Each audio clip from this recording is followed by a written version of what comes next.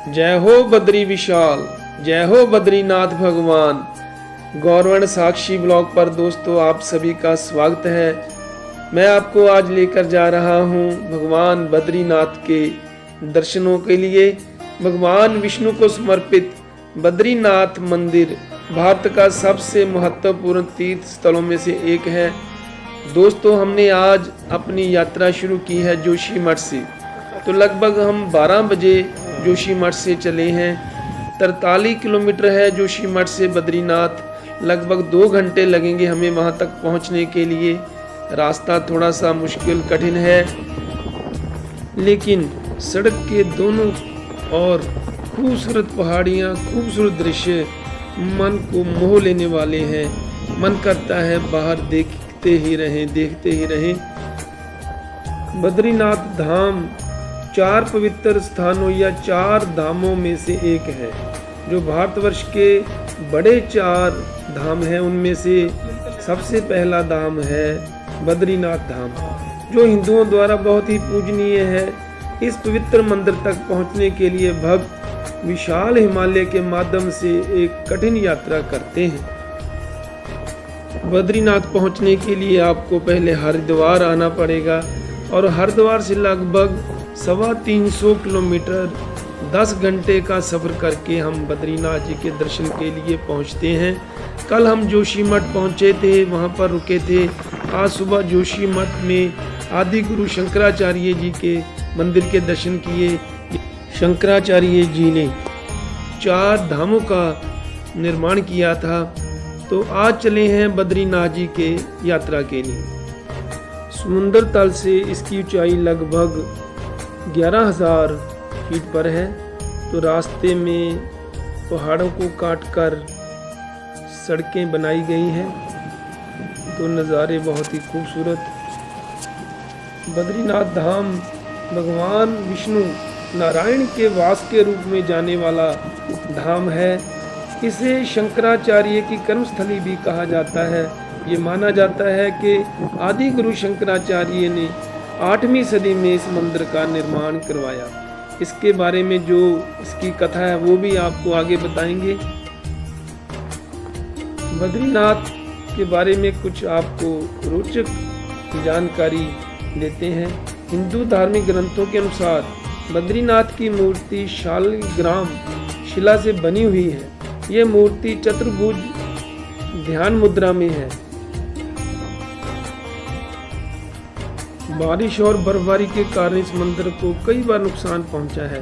तो हम पहुंच चुके हैं नगर पंचायत बद्रीनाथ में। तो आप सभी का स्वागत है। तो और रोचक जानकारी की बात करें तो बद्रीनाथ मंदिर के नीचे एक तप्त कुंड बना हुआ है, गर्म पानी का चश्मा बना हुआ है। आगे आपको दिखाएंगे।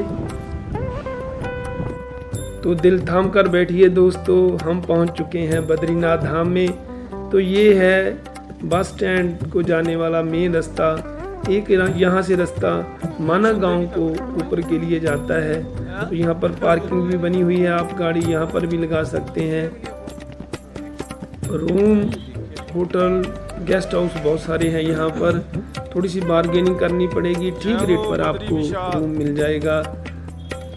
देखिए कितना मस्त और सुहावना मौसम है। बस स्टैंड से बाजार तक 1 किलोमीटर की दूरी में ही कमरे, रेस्टोरेंट वगैरह बने हुए हैं। तो कुछ देर प्रकृति को निहार कर हम बाजार की तरफ चल पड़े। बाजार में भी एक पार्किंग बनी हुई है शॉप्स के बीचों बीच। यहाँ पर हमने एक रूम ले लिया। तो हमें यहाँ पर थोड़ी सी बार्गेनिंग करके रूम 2,000 रुपये में अच्छा रूम मिल गया। तो आइए अब एक चक्कर मार्केट का लगाते हैं। तो मार्केट के पास ही मंदिर है। तो कुछ ही पलों में हम आपको दर्शन करवाएंगे बद्रीनाथ धाम के, जो एक प्रसिद्ध मंदिर है विष्णु भगवान का। वो सामने खूबसूरत अलौकिक मंदिर के दर्शन होते हुए मार्केट के बीच से। तो बोलिए बद्रीनाथ भगवान की जय। तो देखिए कितना रश लगा हुआ है। भगवान बद्रीनाथ के द्वार पर लगभग 1.5 से 2 किलोमीटर लंबी लाइनें, बाहर गेट पर भी श्रद्धालु उमड़े हुए, बहुत ज़्यादा रश है। तो इस मौसम में यहाँ पर रश भी रहता है और सर्दी भी काफ़ी होती है। तो जब भी आप आएँ तो गर्म कपड़े साथ अपने जरूर लेके आएँ। 5 बज चुके थे, थोड़ा सा फ्रेश होकर और गर्म कपड़े पहनकर हम चल पड़े बद्री विशाल बद्रीनाथ भगवान के दर्शन करने के लिए। तो हमें प्रसाद वाले भाई साहब ने बताया कि 3 से 4 घंटे में हमारी जो है दर्शन करने की टर्न आ जाएगी, हमारे दर्शन हो जाएंगे। तो काफ़ी रश होता है। अप्रैल में बद्रीनाथ धाम के किवाड़ खुलते हैं, तो जैसे ही किवाड़ खुलते हैं तो बद्रीनाथ भगवान को चाहने वाले श्रद्धालु पूरे देश से यहाँ पर आने शुरू हो जाते हैं। तो ये यहाँ पर हिंदुओं का ये विशेष मंदिर है, भगवान विष्णु का विशेष ये टेंपल है। तो दूर दूर से श्रद्धालु यहाँ पर आते हैं। तो ये सामने अलकनंदा नदी पर पुल बना हुआ है। अलकनंदा नदी के तट पर ये खूबसूरत भव्य मंदिर बना हुआ है। एक तरफ इस अलकनंदा नदी के बाजार है तो दूसरी तरफ ये भव्य मंदिर है। और मंदिर के आसपास घरों दुकानों को तोड़ दिया गया है। यहाँ पर नया गलियारा बनेगा।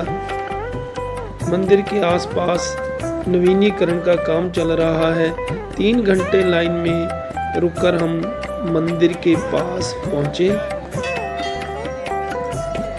तो ये है मंदिर के अंदर से मंदिर का खूबसूरत अलौकिक व्यू। ये सामने गेट, बद्रीनाथ जी का मंदिर बिल्कुल बीचों बीच बना हुआ है और साइड में काफ़ी मंदिर बने हुए हैं, जैसे गणेश भगवान जी का, हनुमान जी का मंदिर, लक्ष्मी जी का मंदिर। तो हम अब जा रहे हैं भगवान बद्रीनाथ के दर्शनों के लिए। आप सभी भी हमारे साथ दर्शन कीजिए। अंदर वीडियोग्राफी अलाउड नहीं है, दूर से ही व्यू लिया है।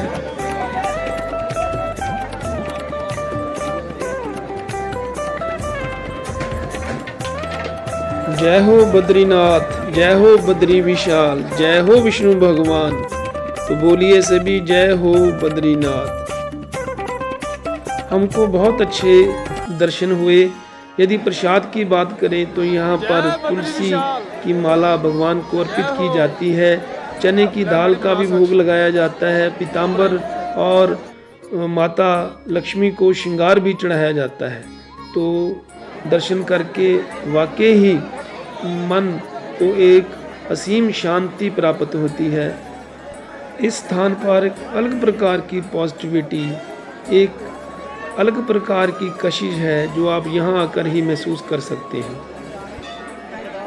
बद्रीनाथ जी की कथा के बारे में धार्मिक ग्रंथों के अनुसार एक समय में जब भगवान विष्णु के इस धाम के पास जंगली जामुन यानी बद्री बहुत तादाद में पाए जाते हैं।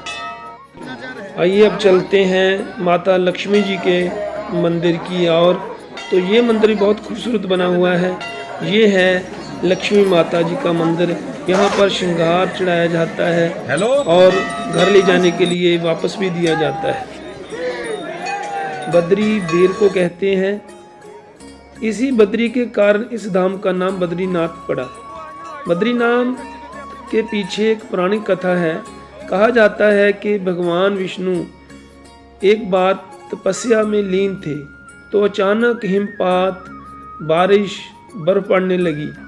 तब माता लक्ष्मी ने बेर यानी बद्री के पेड़ का रूप धारण किया और उन्हें भगवान विष्णु को धूप, बारिश और बर्फ से बचाया। जब भगवान विष्णु ने अपनी आंखें खोली तो उन्होंने देखा कि देवी लक्ष्मी स्वयं बर्फ से ढकी हुई है।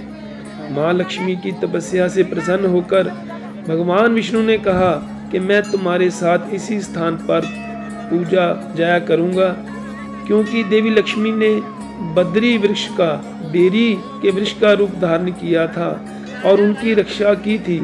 इसलिए श्री विष्णु ने कहा कि यहाँ मुझे बद्री के नाथ यानी बद्रीनाथ के नाम से जाना जाया करेगा।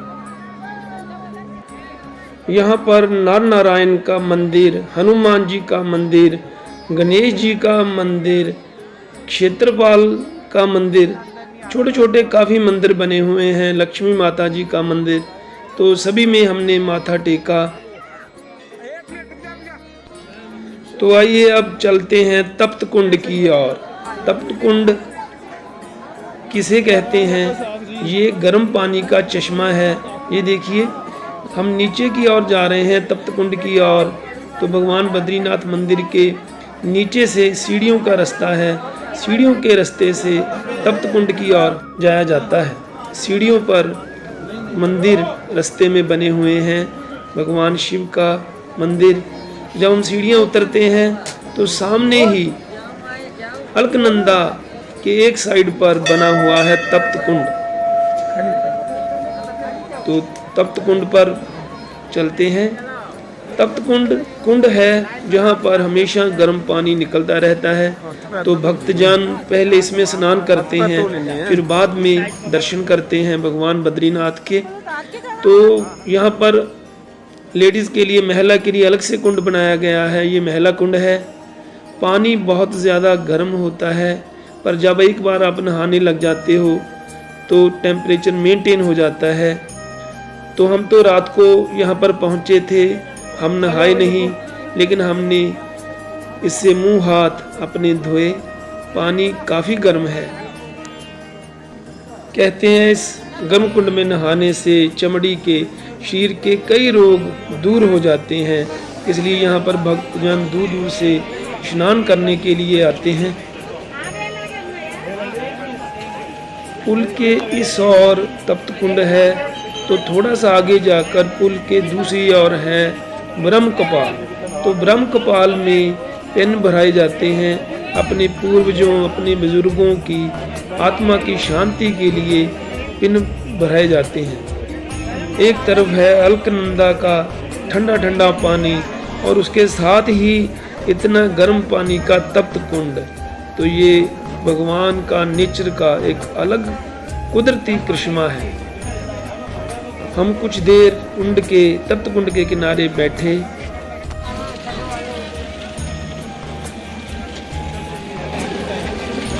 इधर देखियो किਵੇਂ पानी किਵੇਂ ਆ बहुत गर्म है ये पैर पाओ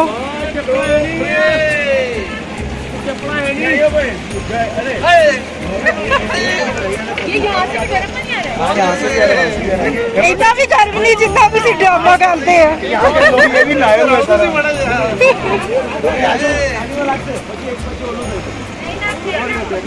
तप्त कुंड में पैर डालते ही सारी थकावट दूर हो गई और शरीर हल्का हो गया।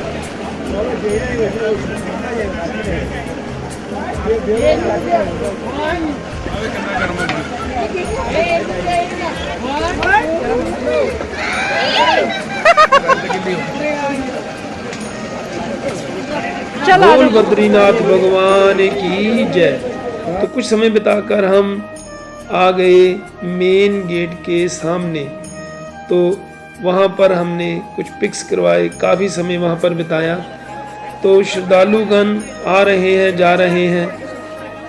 ये मेन गेट है ही इतना खूबसूरत, इतनी खूबसूरत लाइटनिंग की गई है, इसकी बहुत खूबसूरत सजावट की गई है। तो मन करता है यहाँ पर रुक जाएं। तो दोस्तों, उत्तराखंड के 4 धामों में से आज 2 धामों के दर्शन हो गए।